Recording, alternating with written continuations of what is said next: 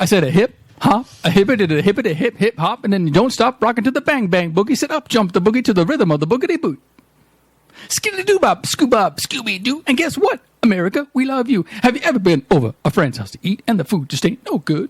I mean, the macaroni soggy, the peas are moist, and the chicken tastes like wood. Hey, Biff. 15 inches. What I don't know. do you call a can opener that does not work? What do you call a can opener that does not work, Chuck? Portuguese. Okay. Sorry. Oh, I'm sorry. I came in a little too hot. Wow. Well, Sorry at about least that. you did. At least you didn't do the other, classic. These people are too lazy joke. So I can say that because I'm Your own, lazy so and that's- Portuguese. you know. You know what? The punchline isn't as good as that. All right, moving on. Hey, Biff. Yeah. How is life like toilet paper? How is life like toilet paper? I don't know. Just keep whining. I don't know. They both get screwed up by cats. You're either on a roll or somebody's pooping on you.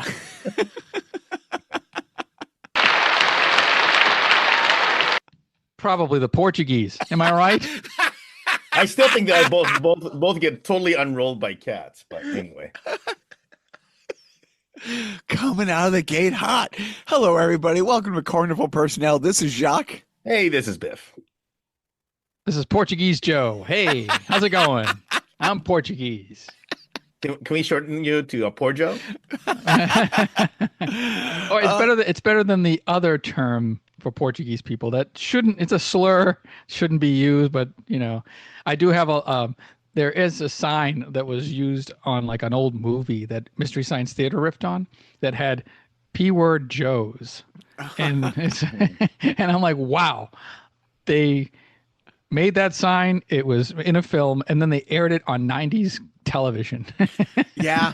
I mean, to be fair, right? Like my people, like the way the way we're described on actual U.S. government literature was also not that flattering either. So yeah, sure. But we're talking about the Portuguese right now and our oppression. your oppression. I guess we're two.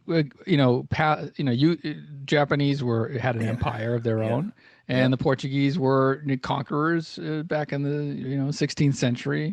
So we each had our heyday, and and we're all American when we used to have an empire. Now it's crumbling. So yeah, his former empire. Yeah. So guys, by the way, just before we leave, I think I've mentioned this before, but in my old home of state of Hawaii, all Polish jokes are replaced as Portuguese jokes. So use your favorite Polish jokes and say the Portuguese there. That's how it worked in Hawaii.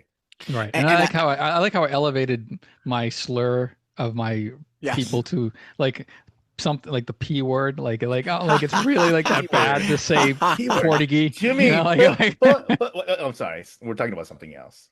But I was I think Biff said his favorite Portuguese jokes is why are there no Portuguese in Star Trek? Takes place in the future. Anyways, moving on. Big week. The big highlights this week. Management, and congrats to her, and a big shout out. Had a very big week. She for months has been planning a little bittersweet the going away party for her best friend. Rented this great place called Taffeta Music Hall in Lowell. Brought in a Duran Duran cover band from New York. Nice. And the party 150 plus people in attendance. Could not have gone any better. That's awesome. And it's great when all that hard work and planning and stuff pays off. You know what I mean? It's like, and it was. So is this? I mean, I was because I think she's part of this greater Duran Duran community, right? And I think she's obviously a very active member in it. So it's like it's kind of does it have that? As I talked to a disappearing shadow. It's like really. Is it a lot of that group of people also? So her best friend, they've been best friends since childhood. I helped edit together a montage, that had childhood pictures. But this is my wife's traveling companion who lives for Duran Duran as much as she does. So they together have seen Duran Duran in 7 different countries and, all of this. So that's that. It wasn't my wife's favorite band that came to town. It was literally, their shared thing. Her best friend is moving to Malaysia. It's been in the works for 5+ years. Like any chapter that ends, you're looking forward to what's coming, but it's hard that this woman's leaving. She's been working at the Stone Zoo for over 25 years, and there are animals that were there before she started her job. Right. That she has to say goodbye to. She'll miss her coworkers, but she can FaceTime and email them. So that, but it's tough for my wife because, as much as you take the Friday night group chat that we have, how much Joe and I text to get, junior high school girls, and this comedy group I'm in with, my friend Wayne and Anthony text you. Collectively, my wife and her friend Michelle talk more than that. Throughout the day. Yeah. They go out together. It's just one of those things. They have these things. Joe and I have this common thing. My wife and her, best friend have that. So it's really so the party was great. Yeah. And if you're wondering, can you make a decent living being a Duran Duran cover band? The answer is yes. You really can, because I know what these guys got paid for this, and they had a Saturday night show as well. Yeah. So our show was Friday night. They had a Saturday show in the area. They come up from New York, the full tour schedule. Yeah. And if you're wondering, can you hit on one of my wife's friends and end up hooking up with them when you're on the road, like a real rock star would? And the answer is also yes. So, it was a big night for everybody. That was not included in the price of the negotiation. It just worked out for everybody. We'll throw this in for free. But yeah. So the ultimate Duran Duran groupie experience for free. So it was, so it was a really great week for her. The upside is, it's one of those things where, they're leaving and, my wife has to help sell their condo. They're they're not waiting for everything to wrap up. Right. They're going, and it's wrapped up as you can. Yeah. My son is the beneficiary of their car that they're not taking. So nice. So the tough thing is they weren't sure when they were moving, and our son's birthday was a couple weeks ago, and for the last couple months he's been researching and wanting to go look at cars, and we didn't want to tell him that this is happening because, things could always fall through, and it might. So his 18th birthday came and go with a lot of anticlimactic, Sure. But why, you think you're going to get a car for your birthday and then surprise? Yeah, because, getting you a car on your birthday is so predictable. So predictable. Until now. And yes, the white privilege. If you do get it for Christmas, I think you should wait till New Year's Eve and then Happy New Year's Eve. So he knows he's getting it. You weren't expecting this. And so here's the funny thing is, and you guys have heard me talk about it. Joe knows this to be true to a great extent. So my wife's best friend went to the same college I did. I have no idea. Our circles never crossed, but they probably did because she knows my friends from college. She knows everybody else in my band. She knows my band and stuff like that. And I didn't go out. I would go out, get in, fight, go home. So anyway, I drank and I don't remember people. So after the party, we had an after party at my house where, they have friends flying in from all over the country because this is the last chance to see them. Right. It's John and Michelle going away. So you're saying none of them are willing to fly to Malaysia to see their friend? They will. Come on. But I'm just kidding. Michelle flew out to Qatar to see us. That's how close. Even when we lived in Qatar, they're that close. But there was maybe 4 or 5 people at the party who went to college with me, and so. I'm talking to a friend, and my wife brings over. He goes, "Oh, this is so and so. He knows your band." I'm like, "Oh yeah, okay. I'm sure he does." He goes, "Yeah, no. Beyond It was great. I saw so many shows." He goes, "Yeah," and then my brother Sebulon was our bass player, and our other guitarists left to form their own band, My Brother Sebulon, because it was more a comedy rock band that we would then do shows together. And that's when my antennas went up. It's like, oh shit, he does know John. He mentioned them by name. Their band. There was another band in our college lump that would play shows with us as well.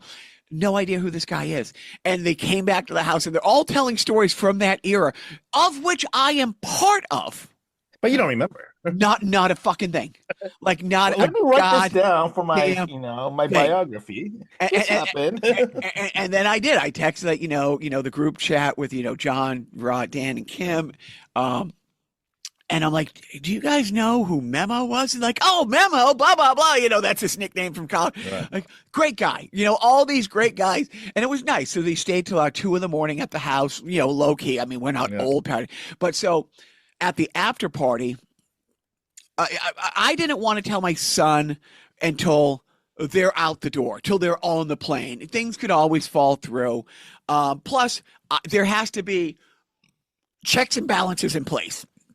His grades have to be a certain thing. There has to be, he has to meet certain requirements, to get this car, because he's technically not getting it. It'd be too expensive to put it in his name. So it's going in my name. For insurance reasons. Driver must be this tall. Yeah, well, he's taller than me. But she wants them to be able to tell him.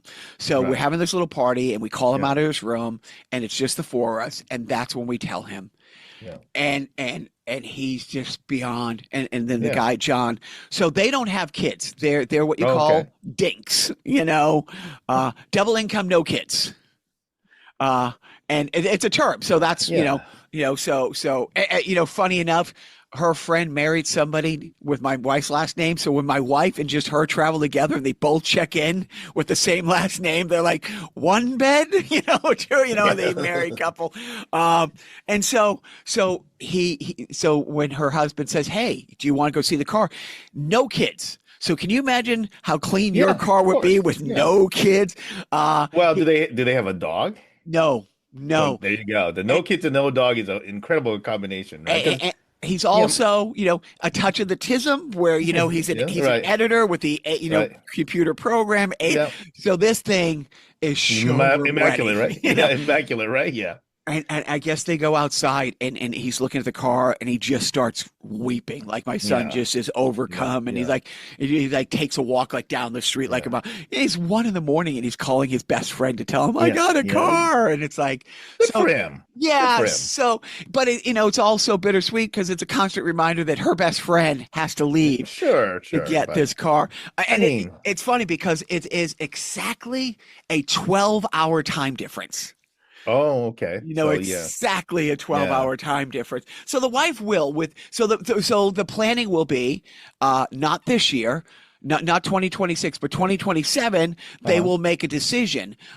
Is my wife going to Malaysia for 2 or 3 weeks, or what is the Duran Duran schedule, and where are they meeting up? Right. Okay. I mean, that sounds like a good practical, whatever, right? Because they travel so well together. Because they do share a room. So there's not big costs on that, they're not so it is great. So it was really, and that band was great. The band, and the cover band world, Biff and stuff. And there's bands out there. We saw a Susie and the Banshee cover band play with the Cure cover band a few weeks ago. Yeah. Super fun. They're really good. Super fun. These guys, I mean, they dress like it. You know what I mean? So right. It's totally 80s. Yeah. Totally, but and there was a couple songs that they don't play, that they love, that my wife. So they're like, "Hey, can you play these?" And the band's like, "Yeah, we'll learn those." Yeah, no, they did. So they were super sweet guys to work with. The funny thing is, this place called Taffeta Music Hall. I was there.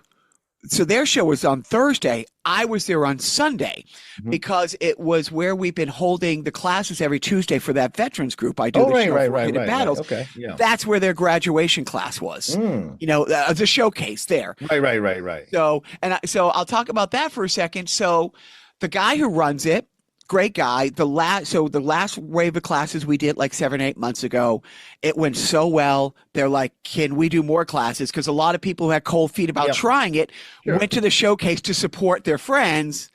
We want to do this class. So my buddy Mike and I are going to do the class every 6 months. But this time, I didn't want to be part of the show.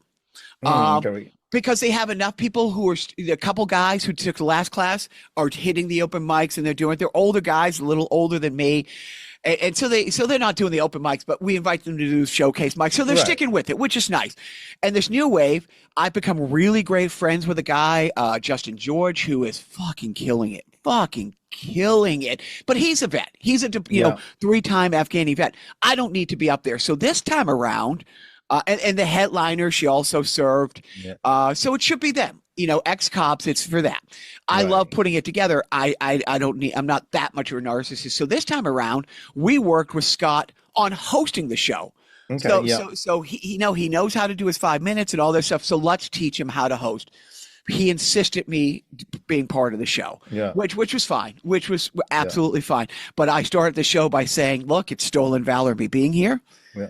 I've not served. I've not even seen Saving Private Ryan. Yeah. Right. I don't hate cops. And then I point to Scott. I'm like, I hate Scott. Get the cheap laugh. I point to one of the other guys. I'm like, Billy, you're on the fence. And then I get into it.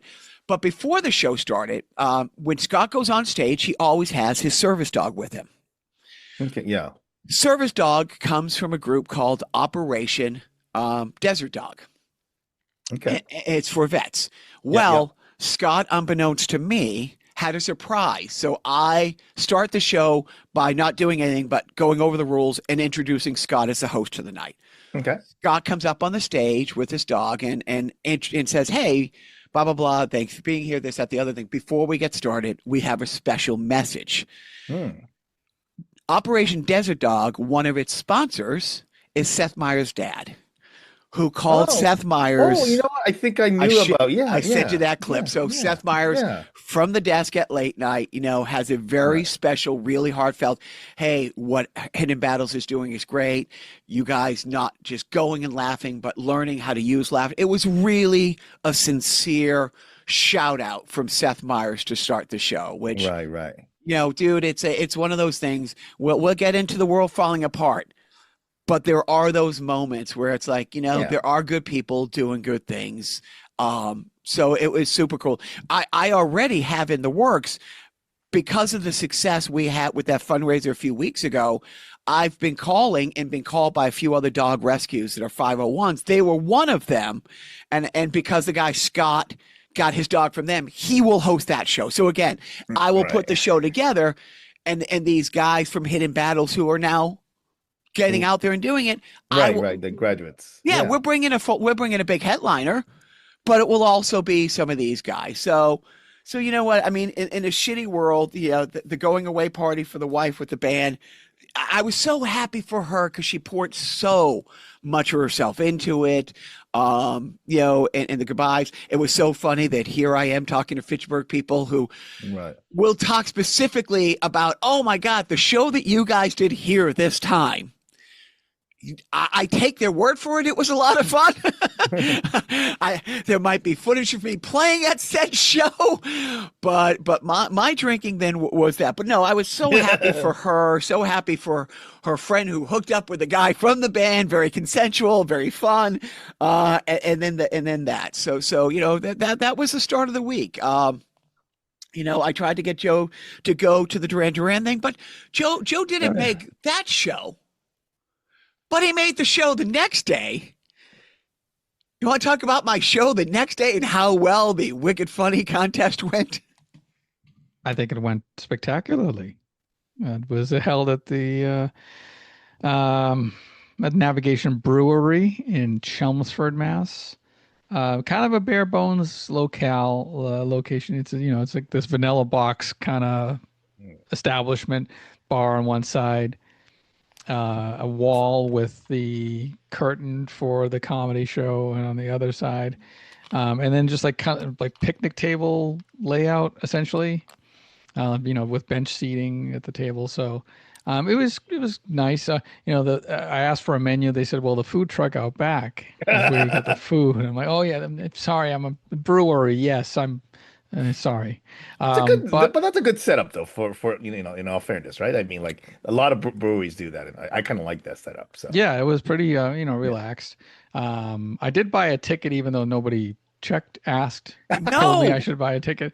And everybody knows him. Like the owner, the guy who we usually do this contest. The place where this contest is usually held is down for renovations. It was supposed to be down for 2 months. They get inside and the foundation, it's a 6 month. So he's scrambling. Right. But these people, the comics all know him. The guy who owns Right. that club knows him. The headliner, we'll get to your interaction with the headliner in a bit. But we're going to get, so last year, I don't like competition. Biff, you knew me when I was way too competitive, way too competitive. And then you saw me after I So for context, my team played Jacques' team in a championship league game in a stupid rink beer league game, and we won. And the next Friday night, Jacques would not talk to me. But in that game, I also had my chin split open by a piece of shit Japanese goalie who wasn't Biff. My own goalie got me trying to clear the puck behind the net, and I wouldn't leave the game. I just taped it like in between shifts, and it ended up being like 31 stitches after. But anyways, but then after my son. And he had some challenges coming out of the chute. I changed. Like competition meant nothing to me. Where I would get to the rink and I went from being the first one on the ice for warm up to doing drills after to I might make it. Yes, I might be at the rink first to hang out with you and McGuire. Chances of me being on the ice for the first 15 minutes of the game an hour later. But so last year I worked hard, and night one. So the first round of my night, not only did I finish in the top 3, the 3 judges and the guy who ran it all told me separately, I beat the second place guy by almost double the score. I fucking killed it. And the second place guy was my friend Wayne. Now, here's what is funny. Here's how comedy works. Almost 2-1, I beat him. Right. The next week or 2 weeks later, by the way, I would like to just kind of cut you off here where this started off as, hey, Joe, why don't you tell us what happened? I will get to that. And suddenly, Joe does took over the conversation. I need a nap, please. But no, this is only for context. So a few weeks later, it's a final. I do the same and exact. This guy says he's not a narcissist. He can't just let the stage go to somebody else. So Joe, no, Biff, that's right. Joe, tell him what happened last year in the finals. Last year in the finals, what was last year in the finals? Did you place like 4th or something? Or see, this is why I'm telling the story, because my whole point is in round 1, I doubled the score at Wayne, but the both of us make it to the finals. 3 weeks later, we both do the same routine in the same room. Wayne finishes in the top 3. I think he was second. I don't even make the top 5. So this year, I'm a year better. I get paid almost every weekend to work somewhere. Right. And so I do this contest. Now, Joe, why don't you tell him how well I did? Well, sometimes these are judged based on, merit. These are also sometimes judged based on laughter. None of that happened. Like there was no laughter, nothing whatsoever. There's no laughter. Nothing. Yeah, Nothing. Look, it did not go well. It was not the right crowd, I guess. I don't know. Biff, I mean, bombed. Like literally, I Pearl Harbored the place. I fucking literally, Biff. You Pearl Harbored. I'm not so sure what you're trying to say when you say you Pearl Harbored. He started another world war, is what he's trying to say. No, on comedy. I declare war on comedy. Because you're on the American side, so you were receiving the bombs. Is that what that means? And this time I was flying. Look, my comedy got a 0. I was flying a 0, so I was dropped when I say Biff, and I'm looking at Joe. I guess at least you didn't reference like a suicide bomber or something, because that might be the right. Look, if I gave a shit about this, I might have been committing suicide when I got home. But dude, it was so bad. Like Biff, it was so bad. It was good. Like it was delicious. And look, every comic has a couple. Like I will see the shittiest comic do 5 minutes at an open mic, and very rarely does that comic not have 1 or 2 things that you will find funny. There are jokes that I've done in every sort of room that get something. Right. Nothing. And it's so funny because Christine Hurley, who's the headliner, when I say Okay. she loves me, that's Yeah. not I'm not joking. When I Yeah. say she loves Joe, not joking. I've done 5 or 6 shows with her in the last year. She's a headliner. So she's going on at 9 o'clock at an 8 o'clock show.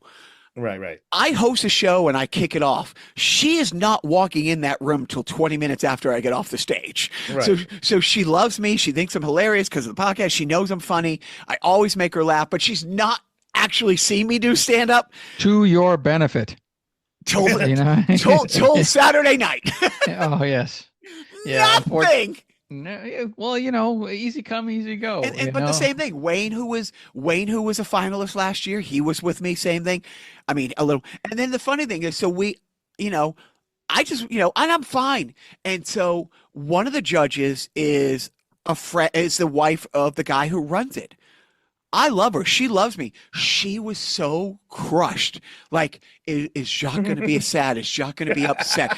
And Chris is like, he doesn't fucking care. Like, Jimmy Hurley, Christine Hurley's wife, who is a friend, like a friend, he was a judge. But literally, it was, and so we go to this bar afterwards, which I usually don't go out with them. Like sometimes I'll go out with them if it's a Christine Hurley show and it's Chris.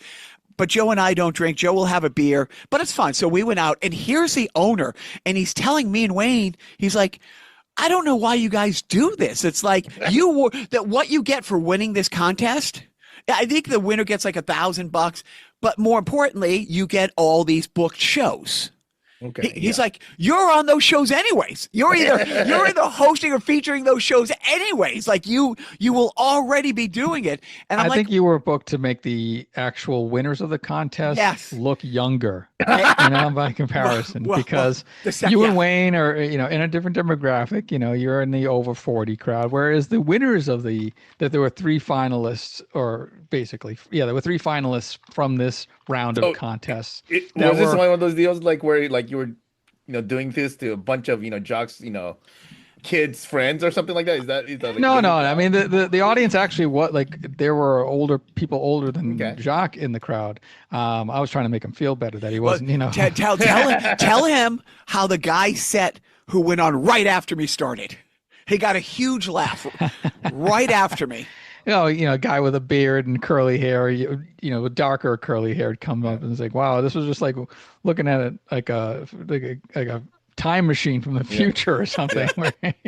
So he makes fun of me being old, gets a huge laugh, which I, right in front of the stage, gave him a standing ovation. He got a huge laugh at my expense, and it was great. Then he told you to sit down, old man. And that wasn't nice. But the guy who runs it, he's the guy who a couple weeks ago I said, the guy who runs a competition books and hires me all the time, to the point where I hosted that huge Italian show. Like, that's how much he knows I work well in every room. Right. My stuff works, but he said that he goes, yeah, your stuff is smart, and nothing. The 3 people who won killed it. I will emphatically say, so no one gets the wrong idea, the judges got it right. 100% the judges got it right. Mm-hmm. But it was all dick jokes, and not dick jokes like absolute vulgar dick jokes. Right. Fucking, really, I'm not saying low-hanging fruit. Funny, great, but it's not what I'm saying. That's not my stuff. Well, they told jokes that induced laughter. Whereas yours induces more of like a knowing nod. There were a lot of knowing nods, so maybe that didn't translate to the judges. I did my TED talk. I gave it. I when you did my punchline again. I only notice when you deliver my punchlines and they bomb. When you did the hoarder bit. And then they said, we found collector plates in this hoarder's house, all those Elvis collectible plates from Army Elvis to Toilet Elvis. And nothing, zero. Always Toilet Elvis got nothing. And I go, you know what? It's just not your night. On a bad night, it gets a chuckle. On a good night, it gets a good laugh. But the last line got a laugh. The second, and I'm like, and I knew I had a little more time. And I'm like, you know what? Yeah, they're good enough. Just, just time to go sit down. But it was funny. But and the guy who runs it, but so sometimes Joe, doubts how important he is to this community, which, by the way, they wanted to take a group shot of all the comics there. There were other comics who weren't going up that night who were in the group photo. One very, very nice older lady who, gosh, she's trying, but she's not accidentally funny. And she's in the group. I didn't even notice she was in the photo later. And everybody's like, Joe, get in here. Joe, get in here. When I say, I took the photo. Yeah. Instead of getting, but when I say Christine Hurley loves him, you want to tell it? You want to tell her? You want to tell her what she specifically requested from you? I forget. I already forget. So she goes to hug him. He goes to hug you, and she's like, "No, give me a bigger hug." She goes, okay, and Joe throws her arms around passionately. Goes, "All right." He said something. He's like, "I want to hug." I said, "Can I give you a hug?" Can I give you a hug? And she goes, "Of course, Joe." And then she hugs him. Then I say, "Can I just hold you?" And then I forget what my third line was, but no, she said? Her third line was, she goes, "Of course," and gives him another huge hug. Then she turns around, sticks her bum up, and says, "Now put your finger in my bum." See, you know what? I have trouble actually, legitimately, in crowds. I can't, I have this thing where I can't hear in crowds when people are talking. So when she said the line, I saw her gesture her ass and say something, and I go, "Oh, this must be a funny line." So I'll just laugh and see. Well, Wayne heard it, and our friend Marianne Collins heard it. Like, everybody starts laughing. So when I say the whole community, look, it was a great night. It literally, I have a friend, Zach. Right. Younger guy, Zach, and the same thing. I mean, his whole thing is about, he's a gay guy who doesn't look gay until he turns a baseball hat around backwards to blow a guy. Like, that was, because he does. He dresses like, like I did in my 30s. You know what I mean? Right. With a Red Sox shirt on, like a Patriots hat, and maybe a Celtics jacket. And it's like, what did he say about the hats? Like, somebody commented that, they think I'm a Red Sox fan because I'm wearing the Red Sox hat. It's like, no, if you live in Boston, you get mailed this in the mail on your 12th birthday. On your 12th birthday, state issued. City issued uniform. Yes. But that was dude. He made it to the finals last year, but had an out-of-state wedding, so couldn't make it. So when they called the top three, truly, Wayne and I would not have been happier for ourselves that when Zach called, like legit, because he's younger. He's really, he puts in the hours. He's a great fucking kid. And I think the judges took that into consideration. But we loved him. So and the same thing. I mean, when I say I'm not competitive, last year when the top three got announced for the finals and Wayne got announced, I would not have been any happier for myself than to have hurt Wayne's name that night. So, and that's a community overall. So like I said, even the guys who won and a bunch of others ones, we went to this bar after and just, and it's the FNH hockey. We all go up and do our little thing so we can get to the, hang out in the locker room beforehand where Christine Hurley asked you to put his finger up her bum to go into the bar. Yeah. You know what? That particular request, I don't hear too much of in Friday Night Hockey. Yeah, have you tried putting on a little makeup? Not drinking enough. I'm just saying. Exactly. But yeah, overall comedy, pretty good. And then I did another heckle hole. So it was a long day for comedy for me. For Friday. Yeah, the competition. Yeah, Friday. It was Friday night, yeah. Because the Duran Duran party, the after party, the last person left my house around on Thursday. 1:30. Mm-hmm. I had to leave the house at 6:30 to get to a golf course to do a heckle hole for that same group, that Hidden Battles group. Mm-hmm. Now, the last heckle hole we did was at a private 0.01%ers golf course. I mean, one of those, one of those fun places. Yeah. Dude, look, we raised a lot of money that day. Yeah. The people coming through were great, but there wasn't anybody who got to the heckle hole who wasn't wearing whatever, $800 worth of golfing paraphernalia. Everything matched every time.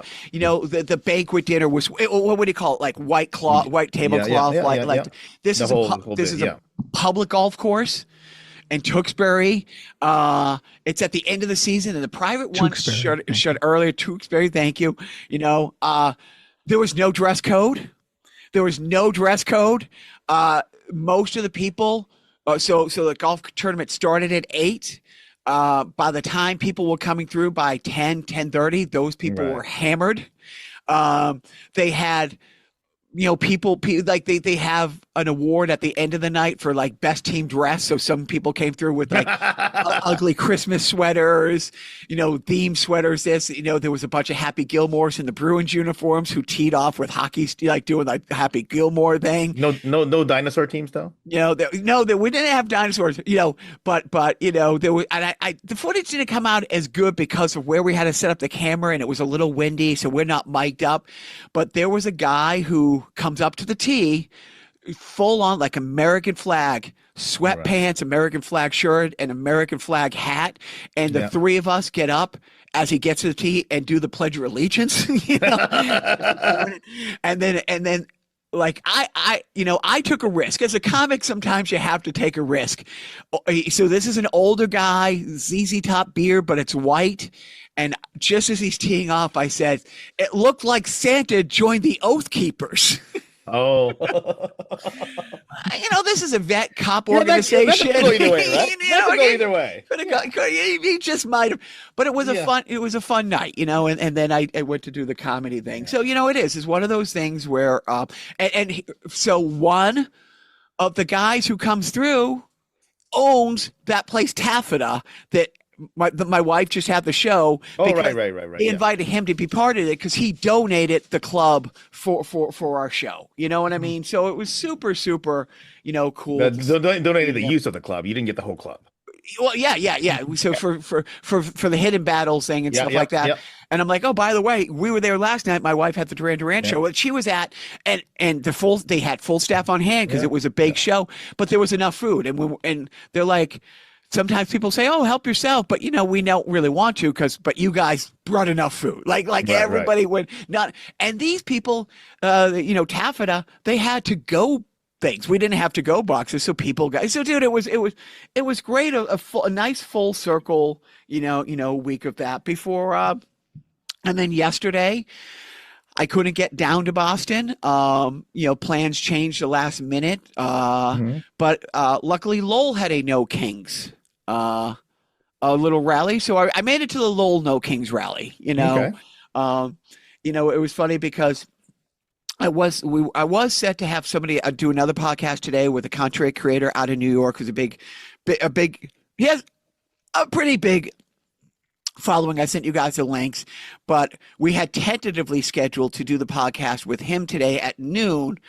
Barring neither one of us getting arrested at a No Kings event, yesterday. So, by the way, I did not go to a No Kings event, but I knew where it all was because the lovely people at the Japanese consulate told me it's kind of funny. Well, I mean, they say they didn't tell you don't specifically, but the way they wrote it is like these are the places to avoid on Saturday.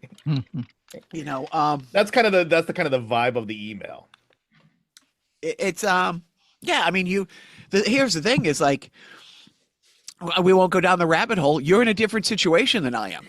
And I am being a middle class cis white male. I'm no longer in that protective thing. There's no guarantee that I'm not going to face anything, except there's a legit chance of things going more sideways for you quicker than me. So yeah, but you know what? The one in Boston, it was a party. I mean, they announced it. It's like, hey, this isn't going to be this. We got bands coming in. We got food trucks. We're going out and letting our voices be known, but we're also this is going to be fun. And the emails that I got, the people that I follow, you got people telling you, the emails were consistent, and the people I follow were consistent in the messaging.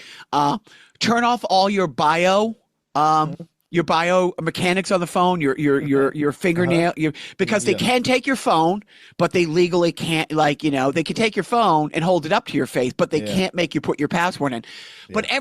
every email and every content creator I saw said the same thing. And when I go on Wednesdays to the ICE facility to protest outside here, 20 minutes away from where I live, the people who run it are very clear, and there's signs everywhere.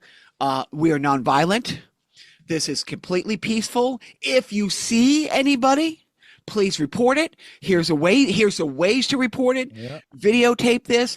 Or sit down. If you see people Yeah. trying to start shit, Yeah. do not engage. Sit down. Just sit on the ground. Put your hands up. Like, make sure people know that you're not part of this. Distance yourself as much. But here are the places to report people trying to be agitators and stuff like that. And I'm sure people will find the one or two things here and there, but from what I saw nationwide, Philadelphia, New York, Boston, thousands upon hundreds of thousands of people getting out. 7 million people. Yeah, with nothing. Yeah. You know what I mean? I did see NYPD post something to say that Yes! they had no the NYPD Zero. news. Yeah, Zero. Zero protest-related arrests. Yeah. Also, kind of cool that I saw some dude holding up a sign that quoted I think a Talking Head song, said blah blah blah David Byrne, and David Byrne found the sign. So there's a picture of the dude with the sign with David Byrne quote with David Byrne on a bike. So I think that one was in New York, but I like that there was one guy in one city where that was one counter protester who was holding a Trump 2024 sign or flag, and right behind him was a guy who followed him for an hour playing the Benny Hill Yikes sax. Because apologies. So there's a guy that I follow. He's a pretty big TikToker, a pretty big content creator. He has a very gravelly voice like this. He's very, very funny, and he sings. So he'll play songs like "Do You Want My Body?" and "Do You Think I'm Sexy?" But it's like, if you don't like eyes, if you don't like brown people and want to make money, come on, racists, join ICE. And he goes to all the protests. Yeah. So he is in Portland, and he's of course he is. No, he'll travel these places. I'm just kidding. He has a little speaker, and he's in one of those dinosaur outfits. Right. And he's singing this song, and 10, 12 fully armed people literally rush him from 20 yards away. Like, they come out of the facility, bum rush him, and drag him away. And you can see there's sharpshooters who have paintball guns, essentially, like high-powered paintball guns on all the buildings around, shooting pepper bullets at people. Like they're just standing there holding signs. They're not blocking traffic. And this guy is getting pelted by these guys while he's just lawfully protesting. But they did. Lawfully protesting. So there was a legit amount of fear that, they're going to call the insurrectionists and call people in. Because management, so she last minute, we were supposed to go to Boston together. She had a work thing, so she's an hour away. She's driving back. So for about 20 minutes of her drive, she gets to a highway where you go right, you go to Boston, you go to left, you go to our house, and a bunch of military trucks going towards Boston about 2 o'clock, and she's like, I'm hoping that things are, and I looked at all the news and I didn't see anything. And I've been waiting for the odd video to come out and show, this happening. But so far, so good that 7 million people, as you said, out there making their voices heard.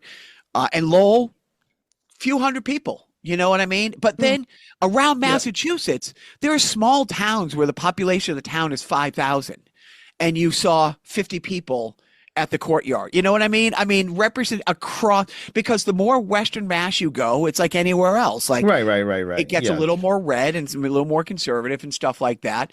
But Massachusetts is funny. By the way, and I keep seeing the same graph, and I don't know if you've seen this. Maybe it hasn't come across your algorithm, Biff, but I've seen different content creators. Only 2 states voted 100% for one candidate or the other. Like every district in Massachusetts, everyone voted for Kamala. And some of them it was 51-48, Right, right. and in Oklahoma, every district voted for him. Right. And then it's side by sides comparison to where the state's ranked in like income, Sure, standard living, education. Like it's like, Well, okay, Hillbilliness. yeah, I mean, they got definitely right. I mean, Oklahoma's notorious for their, both their education and medical issues, and then of course, Massachusetts is where you have the freaking socialist state-run, medical insurance, Biff, and the highest rate of education, right? Yeah. So, yeah. Well, Biff, back off. Back off. Have you Biff? No, fuck off, Biff. Haven't you followed the news? What a hellhole Boston is? We're under siege. Biff, didn't you know this? The dear leader has personally called the president of FIFA and not asked. Right. Yeah, he didn't ask. Yeah. Like a couple weeks ago, we talked about it on the podcast. He told the head of FIFA, do not go to these blue cities. But this past week, Tuesday, Wednesday, or Thursday of this week, he called the president of FIFA and ordered him to pull the 7 sold-out games at Gillette Stadium. For those of you who don't No, live in but isn't Foxboro isn't in the boonies? Dude, 40 minutes outside of Boston. No traffic at 3 a.m. It's 40 minutes outside of Boston. But to get to there but because Boston is a hellhole, these are his words. It's a hellhole. It's under siege. Yeah. It is rampant with violent crime. He demanded that the 7 games be pulled. And it's like, and my wife did. My wife said, it's like, we keep waiting. And as we know, there is no line that his supporters he can cross. There is no, and it's like my parents go into Boston once a week. My parents love the restaurants in Boston. They go to the theater. Their favorite restaurant is the Hellhole. Yes, right. Thank you. The Under Siege buffet is what my dad gets the most. But seriously, it's like I don't even want to ask. It's like, so what do you guys think about Boston being under siege and having those games pulled? Because if I phrase it to my mom, that our little guy, I'm like, hey, Squishy's bummed that he can't go to World Cup games because they're pulling them. Which, by the way, when we get to sports, we will get to the dynamic pricing of World Cup tickets. Oh, that's dynamic pricing, period, though. No, isn't it? No, it's not. It's not? No. We will get to it. But if I phrase it to my mom that Trump has ordered FIFA. Now the guy from FIFA, so a lot of people in Europe are upset that FIFA, people in Europe, when I say people in Europe, people who run the leagues, heads of state are asking them to move games from the U.S. because people from Germany do not want to go. People from all these countries do not want to travel to the U.S. And there's only there's 2 cities in Canada that will host games, and there's 2 cities in Mexico. So in the round of 64 and the round of 32, there are games being played in those 4 non-U.S. cities, but there are 11 U.S. cities that have the games. People do not want to travel to the people because the band from Japan that got detained at the airport, like that kind of bullshit. Yeah. So people feel safer going to people from Europe feel safer going to Mexico City than they do Boston because the president has told them, but not what the president told. People aren't buying that bullshit, but people know you might get detained and your phone taken at the airport. You might have a visa, you might have a passport. So people are afraid to travel, which is why. Yeah. Well, the Little World, I think the Argentinian team for Little World League World Series, Honduras. They would not issue a visa for them, right? So, and Honduras has also made the World Cup. Yeah. So the Iran team has made the World Cup. Yeah. So, but they're going to be in the round of 64.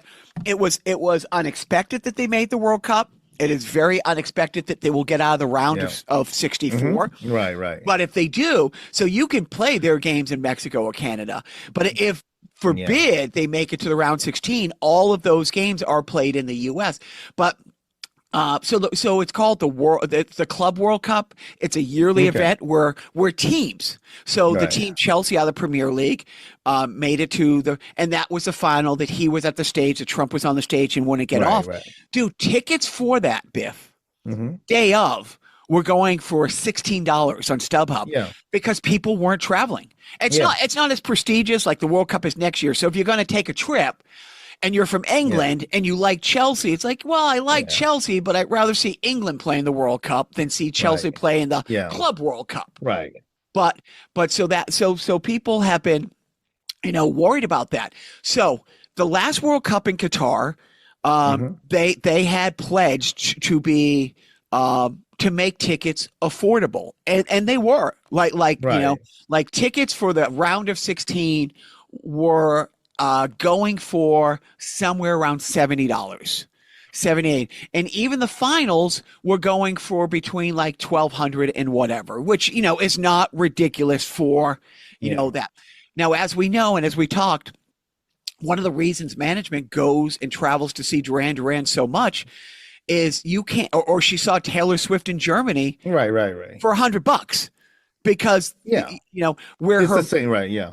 It's like It's the cheaper to buy Canadians a coming plane. to. yes. Yeah, you go to where it's cheap, right? Canadians come to the Yeah. U.S. to watch, their teams, but yeah, and that's a very, So right, the, yeah, the year before, one of her old bosses whose husband owns every Panera in Maine, New right, Hampshire, and Massachusetts wanted her to go with her to see Taylor Swift. Dude, it was $4,800 for 2 tickets, right, not nosebleeds, but right, they weren't. She wasn't sitting in the center stage, right, in the pit. But her entire trip to see, anyway. So that's what yeah, people. But so here's what's going on now. Mexico and Canada have capped tickets. right, So in the U.S. yeah, and FIFA, who controls this, has said this will be the most inclusive World Cup. right, We will have tickets starting at $60.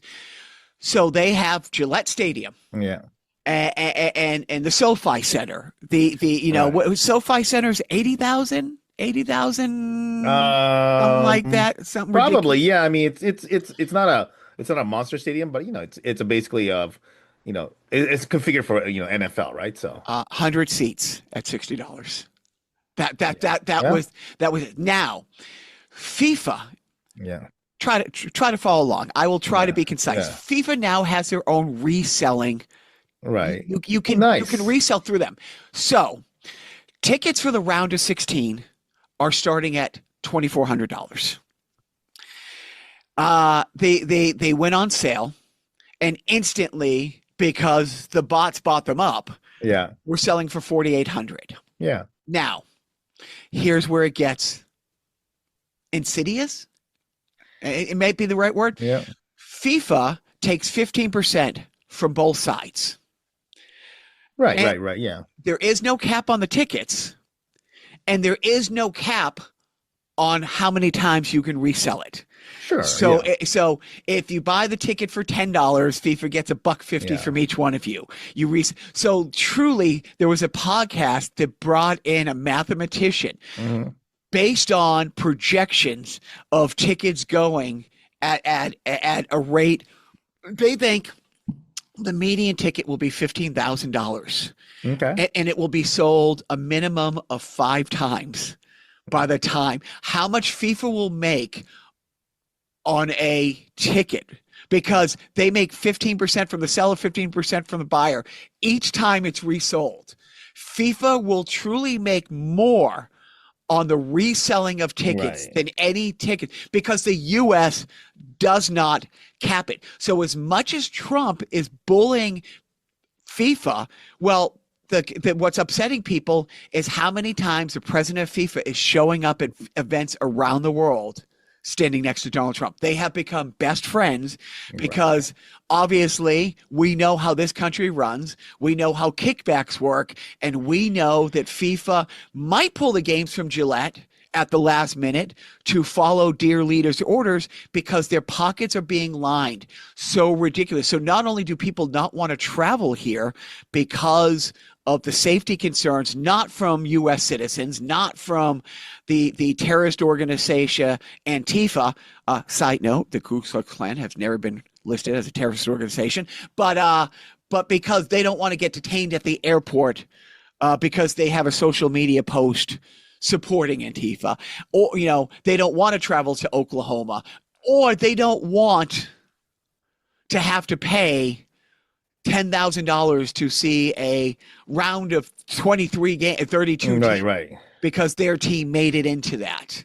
So FIFA, like I used to debate, maybe it's FIFA, maybe it's the NCAA, like which is the most evil organization in Well, sports. there's also the Olympics, right? So Yeah, but I think FIFA is now far and away sitting alone in the clubhouse. It's their game to lose at this point. You know what I mean?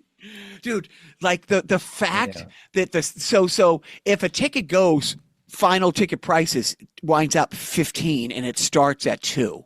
yeah, That one ticket might garnish up to $100,000, $50,000, somewhere in the $50,000 range, being sold time after time after time. You know, between 20 and 50 times 80,000 people in that stadium, of which the players don't get more money. Here's what your team gets if you win. It does look like the tickets haven't gone ridiculous yet. For I don't know which round this is, but for SoFi, it is, to me it's ridiculous. But it's the cheapest tickets are $467 right now. Right, but the round that's still the round of 64.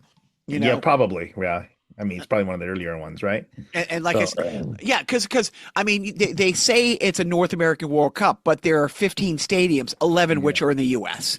And so the team of 64. I mean, and unlike other tournaments, it's not like the NCAA. The first round is 3 games, so it's 64 teams playing 3 games. So just there alone is 196 games. But I guess it's already sold out though, right? Because it's gone to the market. Yes. What they call marketplace. So correct. But those $60 tickets, like if you see on the map, the green section is where the affordable ticket prices are, and I don't know, but one of the big Euro football podcasts I listened to, who brought the mathematician economist on, they were saying it's like 100 tickets per 50,000 sold. Is what they said. Is that kind of like it's kind of like those affordable housing projects? Yes.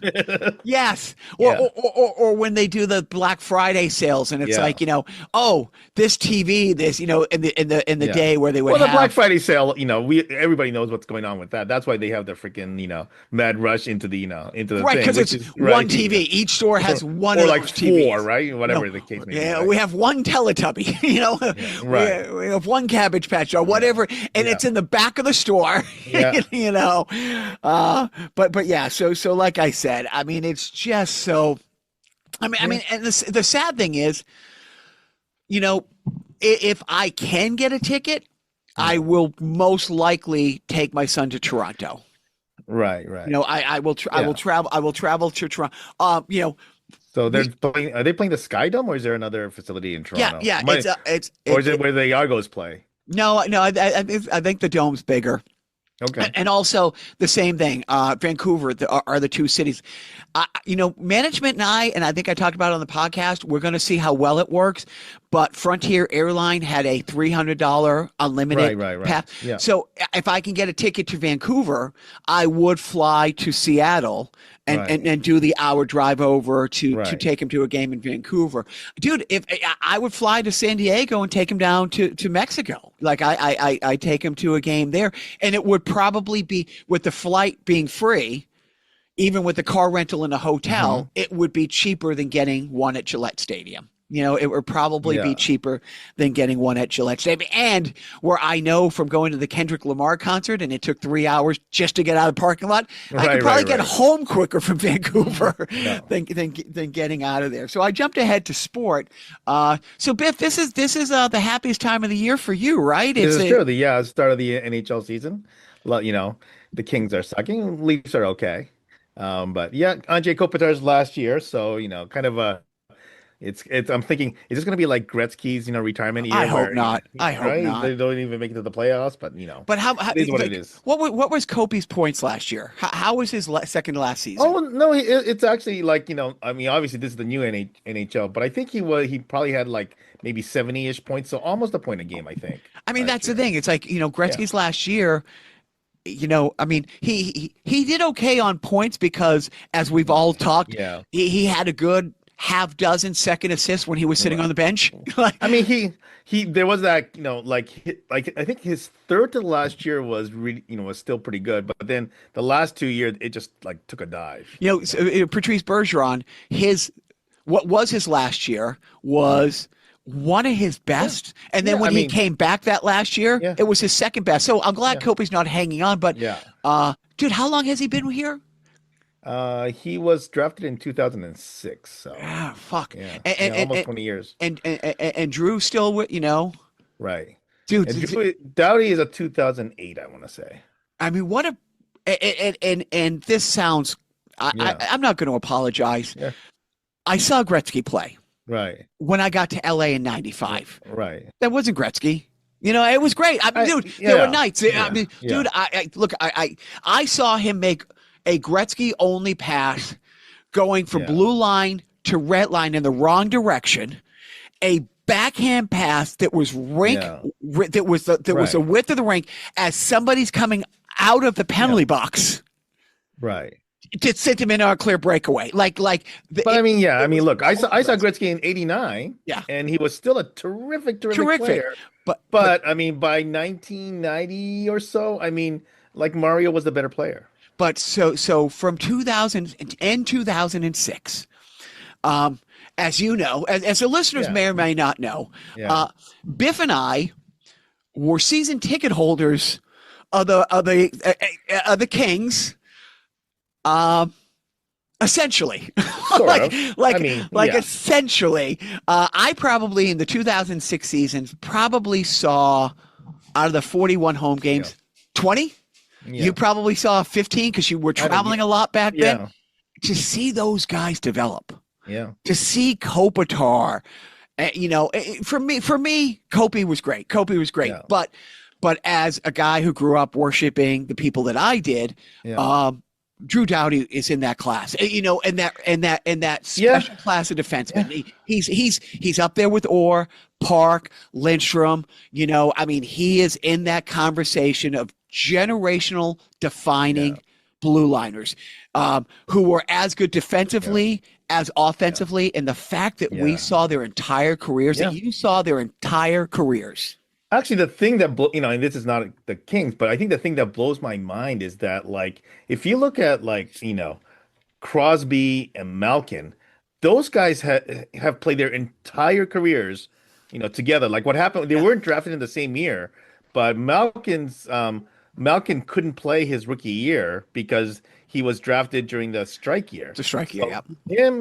It's actually him, Ovechkin, and Crosby had the same rookie year. What a class! But I mean, could you imagine, I'm Chris Letang, who came a couple years later. It's like, my entire life I've been playing hockey for the NHL.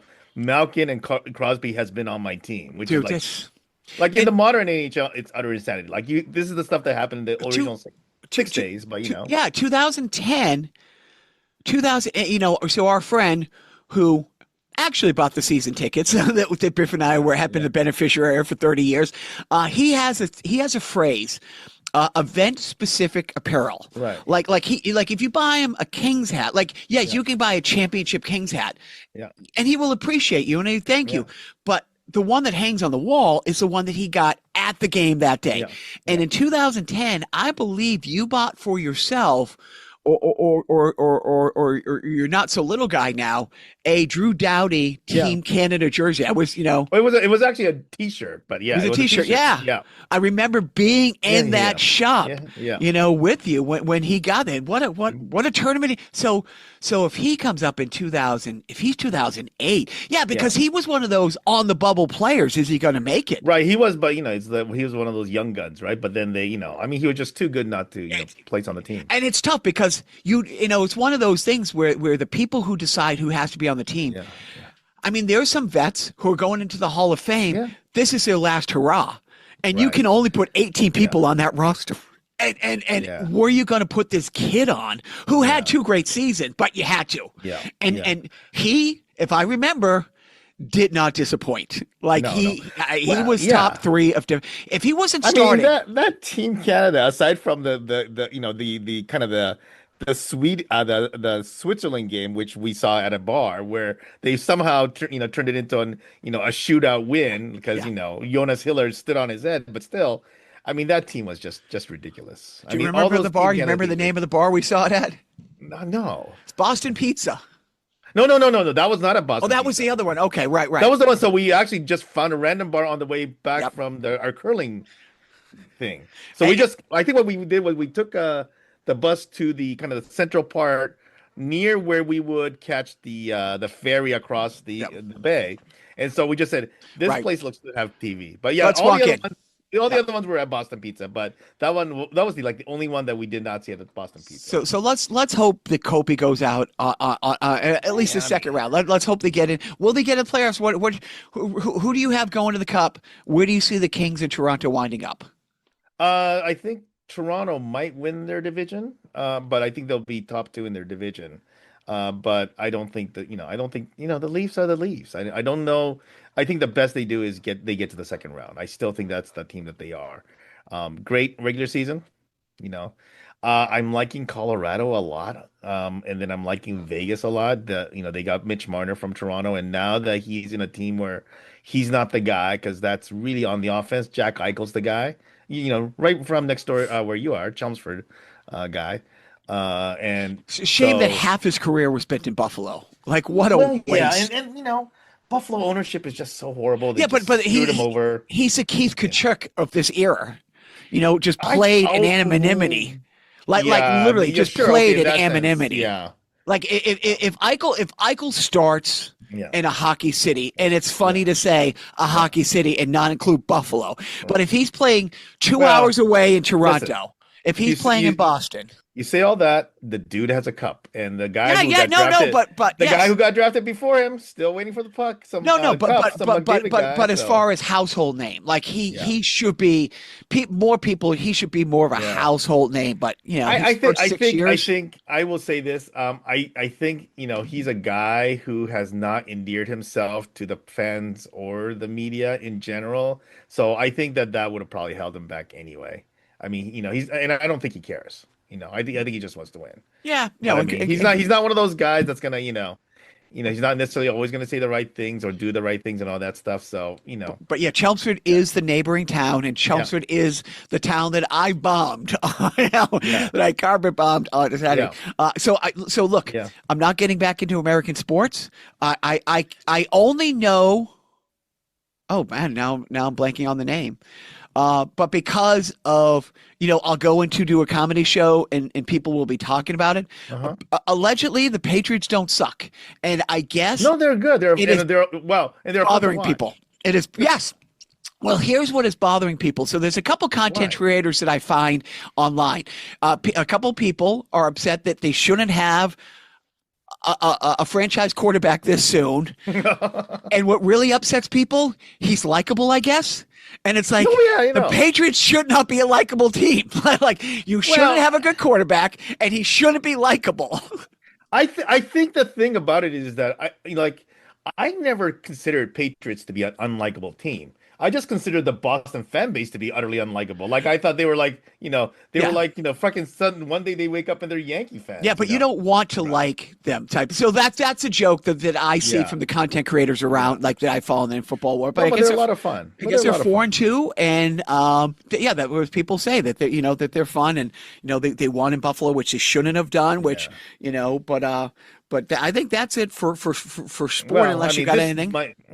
my city's this is a baseball town right now, so Oh, who's in it? The the Angels and who else? Dodgers, Oh, the okay. Dodgers.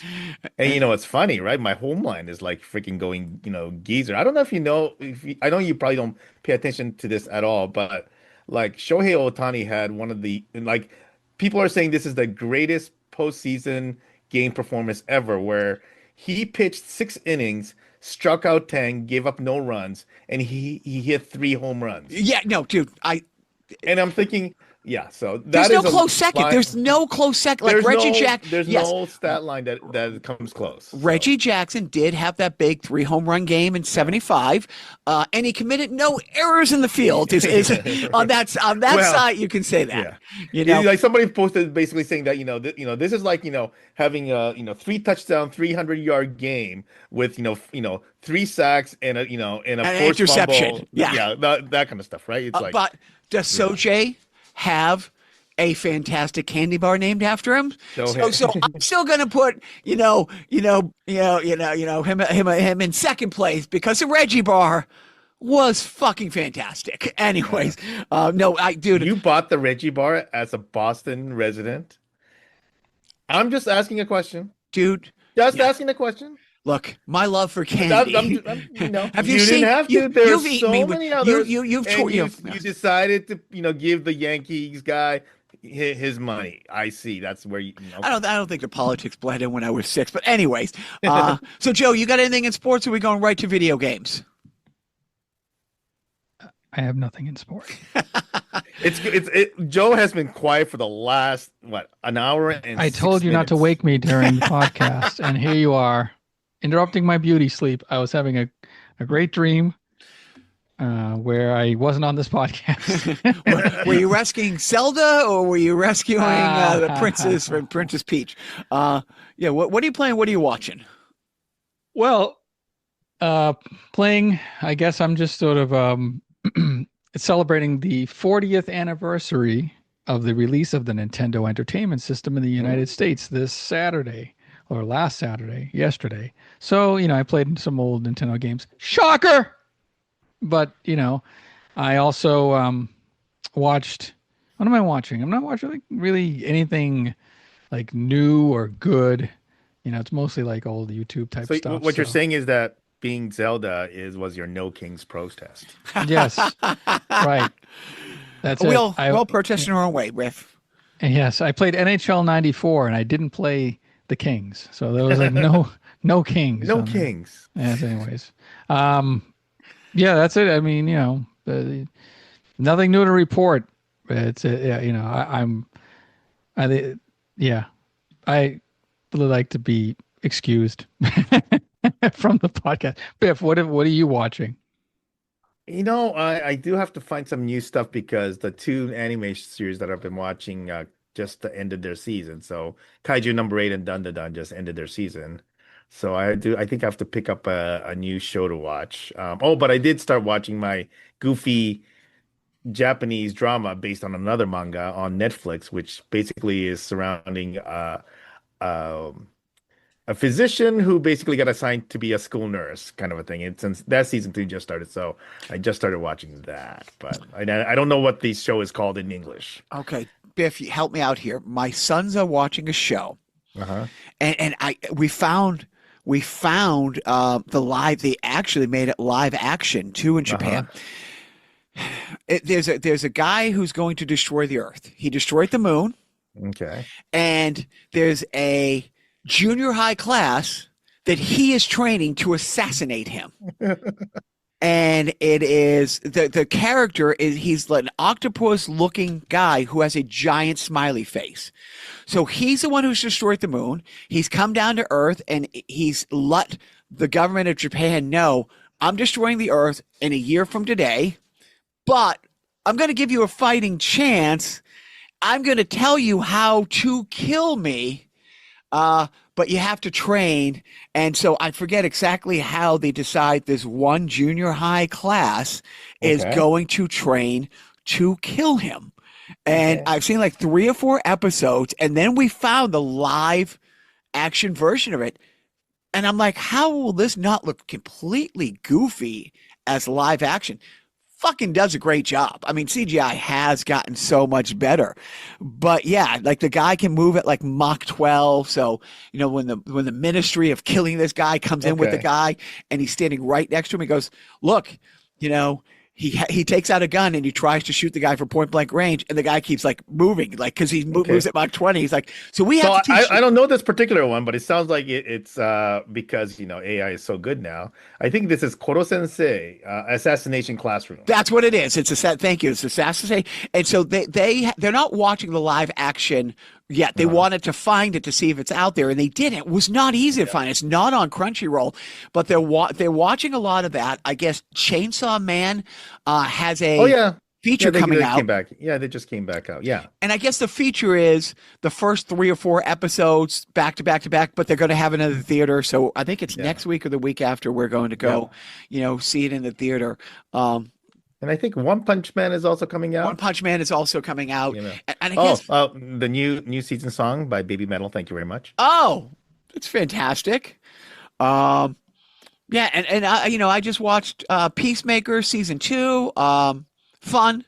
That's like. And the other thing that I did start watching that I have to continue that it's kind of a guilty pleasure, right? But I did start watching High Potential. Oh, so great! No, so great. We season 1 ends on a cliffhanger that we're looking forward to the start of season 2. Yeah, so I'm still like about in episode 5 of it, and so I have to pick that back up now that I have the other ones. Have you heard of the show, Joe? Yeah, my wife watches it. Okay. Peyton Olsen on ABC. Yeah. It's a little like Psych. Almost if you love the USA show Psych. It's really disappointing that she's not an Olsen sister though. But because if she was the 4th Olsen sister, that would be freaking so amazing, but she's not. Yes, and she would be more wealthy than she is now because those are 2 of the rich. And you know what? Good for them. Like they've earned it all. Like they didn't come from generational wealth. Like they truly have earned it. Yeah. So Peacemaker, it's fun. If you're a comic book guy, the big twist of the season, like I saw coming before you saw coming, and it's still kind of fun. But James Gunn's doing great with the DC properties. He's trying to merge the worlds as much as you can. But Peacemaker was fun. That and I'm right now. I think I'm halfway through season 3 of Perry Mason. That's what I watch in the background and I have on at night because it's simple, and it's like each episode. I don't think in the 3 seasons of the original Perry Mason, have there been a continued episode like one's bled over. You know what I mean? Like there's been no cliffhanger. They're all bottled episodes, so I can watch it in 40 minutes and be done. Just like the good old days. Yeah, but that's it. And I think. Well, I think it's a good time to have Joe wrap it up because I got to go pee. So I'll be right back. All right, everybody. Thanks for listening. That was a fun one, I guess. I've been told. All right. Tune in next week. We'll have on a scheduled guest. I don't want to give too much away, but he is a comedian historian for the Boston area. I think if you're a fan of Boston comedy, which I know you aren't, because you're not. I don't know. But it'll be a good listen. We talk about some old school comedy and some new stuff. But that'll be fun. So, and Biff's back from his pee. How was the pee? I think that similar to your nap segment, I think we need a Biff pee segment built into the show. So maybe we could set up our, itinerary. That'll be a new segment. I'll work on a stinger for that so that we can, intro it properly. All right. So, but thanks for tuning in to Carnival Personnel. Follow us on all the things and listen to the which and the who and tell your people and all that stuff. And check out our sideshow next week for more mumbling and stumbling from me and Jacques. Jacques less stumbling, me more mumbling. Biff is always on point, but unfortunately he's not part of the sideshow next week, so you won't be able to hear him then. But maybe I think Are we doing a Halloween podcast? No, wait. No, I guess not. I guess because Jacques will be traveling. We didn't talk about that, but Jacques will be out of the country. He's going away. Well, far, far away, like a bird. He's just gonna fly far, far, far away from here. And so we'll catch up, I guess, in early November after Halloween. I want to hear all your Halloween stories. Make sure that you. I guess I kind of trailed off there, didn't I? Oh well. Hey Joe, don't forget.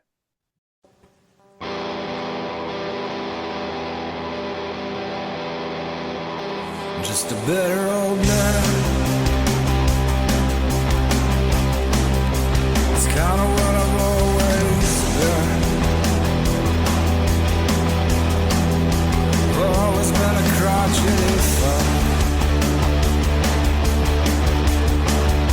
My body's just catching up.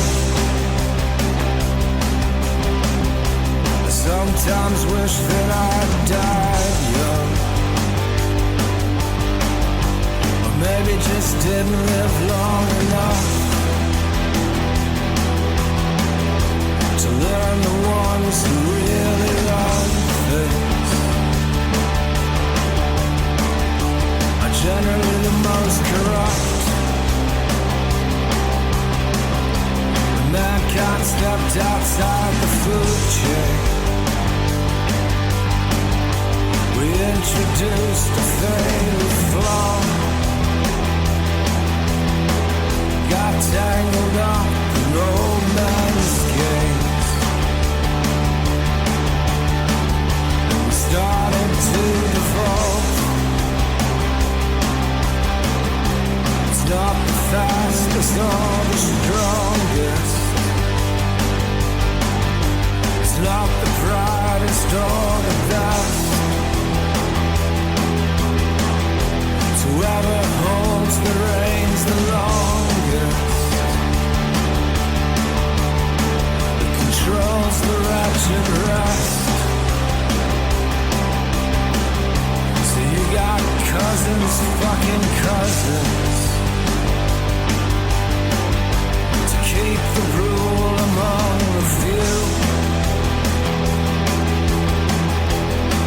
until all the kings are crazy and the rest of us are screwed. 'Cause what else could it be but madness? The madness of a twisted greed to destroy everything we have, taking more than you'll ever need. Just a bitter old man, but I know you only get one life. When they pay you for the day,